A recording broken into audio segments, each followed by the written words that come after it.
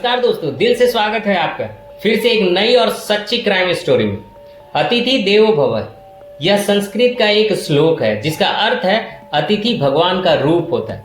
2005 में Indian government ने एक कैंपेन की शुरुआत की थी जिसमें विदेशी पर्यटकों को भारत आने के लिए प्रेरित किया गया था, लेकिन सरकार को शायद यह मालूम नहीं था कि जिन विदेशी पर्यटकों को वह भारत बुला रहे हैं वह भारत में सुरक्षित नहीं है।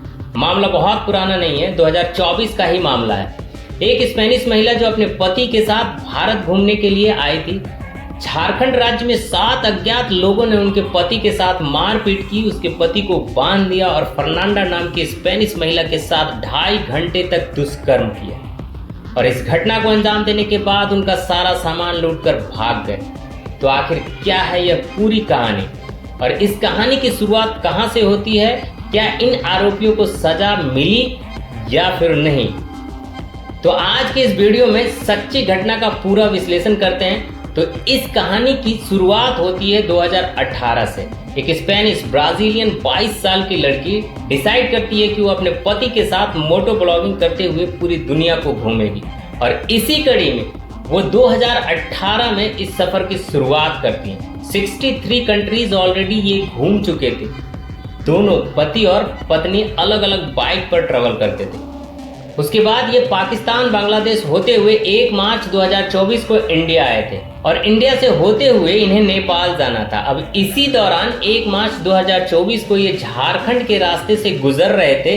शाम के तकरीबन 6:30 बजे का वक्त था, अंधेरा हो चुका था, तो इन्हें लगा कि आगे का सफर हम कल की मॉर्निंग में कंटिन्यू करेंगे, इसलिए झारखंड में ही एक सुनसान से इलाके में ये टेंट लगा लेते।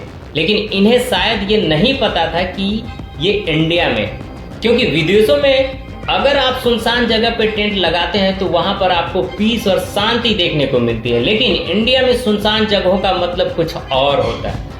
तो 1 मार्च 2024 शाम के तकरीबन 7 बज चुके थे। जिला दुमका, राज्य झारखंड का एक गांव कुमराहट, वहां पर ये टेंट लगाते हैं। 7:30 बजे के आसपास जब वो अपने टेंट में आराम कर रहे थे तो इन्हें बाहर से कुछ लोगों के बात करने की आवाज आती है।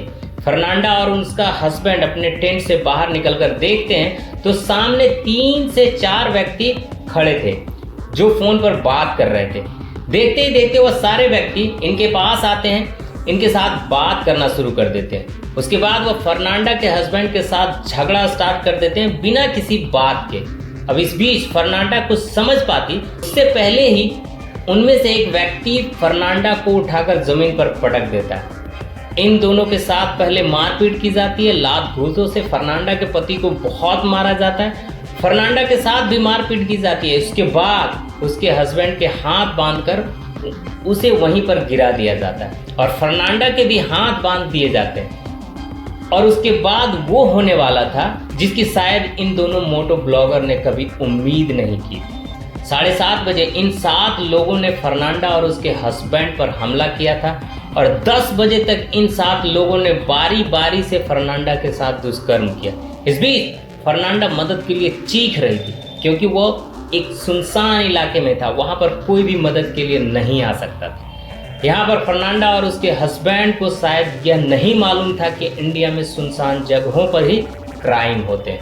अगर उन्हें ये बात पता होती तो शायद उस दिन वो वहाँ पर कभी टेंट नहीं लगाते। इससे पहले वो 1,70,000 किलोमीटर का सफ़र ऑल ओवर द वर्ल्ड कर चुके थे, लेकिन ऐसा उनके साथ कभी भी नहीं हुआ था। अब 10 बजे तक वो लोग बारी बारी से फर्नांडा के साथ दुष्कर्म करते हैं और उसके बाद इनका सामान, जिसमें एक स्विस कंपनी का चाकू होता है, फर्नांडा का पर्स होता है, ईयरपोर्ट्स होते हैं, 11,000 इंडियन रुपीस होते हैं, $300 होते हैं और फर्नांडा की मैरिज रिंग जो कि एक प्लैटिनम रिंग थी डायमंड के साथ, उसको ये लोग चुरा लेते हैं और वहां से फरार हो जाते हैं। घबराते हुए फर्नांडा और उसके हस्बैंड जैसे तैसे अपनी बाइक उठाकर मेन रोड पर आते हैं। वहां पर किस्मत से उन्हें एक पेट्रोलिंग पुलिस कार दिख जाती है और वहां पर पुलिस को वो सारी बात बताते हैं, लेकिन लैंग्वेज बैरियर होने के कारण पुलिस समझ नहीं पा रही थी।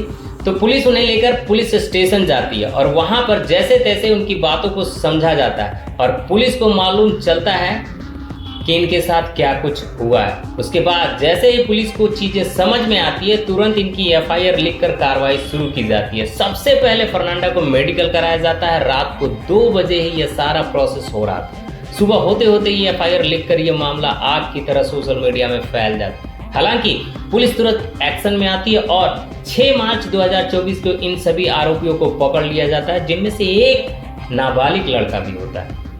हालांकि इस एक्सीडेंट के बाद फर्नांडा और उसका हस्बैंड बहुत ही डरे हुए थे, क्योंकि उन्होंने 63 कंट्रीज विजिट की थी, लेकिन ऐसा कभी ना तो उन्होंने सोचा था और ना ही उनके साथ ऐसा कुछ हुआ था। भारत में उन्होंने एक्सपेक्ट नहीं किया था कि उनका स्वागत इस तरह से होगा। हालांकि फर्नांडा का इस पर कहना है कि वह भारत के लोगों से बिल्कुल भी द्वेष नहीं रखती, क्योंकि सभी लोग एक जैसे नहीं होते हैं। भारत में वो बहुत सी जगहों पर घूमी है, उसका स्वागत बहुत ही अच्छे तरह से हुआ।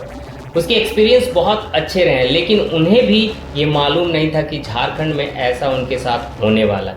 इन सभी आरोपियों को अरेस्ट करने के बाद आईपीसी 376 और आईपीसी 395 की धारा इन पर लगाई गई, जिसमें गैंग रेप और डकैती की धारा है। इन सभी को सजा तो जरूर मिलेगी, लेकिन कहीं न कहीं इस घटना से भारत की छवि जो इंटरनेशनल लेवल पर खराब हुई है, उसकी भरपाई शायद कोई नहीं कर पाएगा। हालांकि दुमका जिले की तरफ से एक संस्था ने 10 लाख रुपये कंपनसेशन फर्नांडा को दिया, लेकिन ये 10 लाख रुपया उनके साथ हुई घटना की भरपाई नहीं कर सकता। इसके बाद भी फर्नांडा का बिहेवियर बहुत ही अच्छा है इंडियन के लिए। उन्होंने अपनी पोस्ट में लिखा है कि इंडिया में उनका एक्सपीरियंस बहुत अच्छा रहा, लेकिन इस घटना से वो बहुत बुरी तरीके से आहत हुई हैं।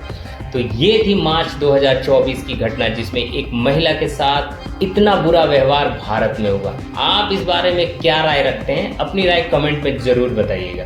तो दोस्तों, इस घटना को आप तक लाने का उद्देश्य किसी का दिल दुखाना या परेशान करना नहीं, बल्कि जागरूक और सचेत करना। तो इसी के साथ हम आपसे विदा लेते हैं। फिर मिलते हैं नए एपिसोड में एक और सच्ची घटना के साथ। तब तक के लिए सावधान और सुरक्षित रहें, साथ ही अपने फैमिली को भी ख्याल रखें। इस वीडियो को देखने के लिए बहुत बहुत धन्यवाद। जय हिंद।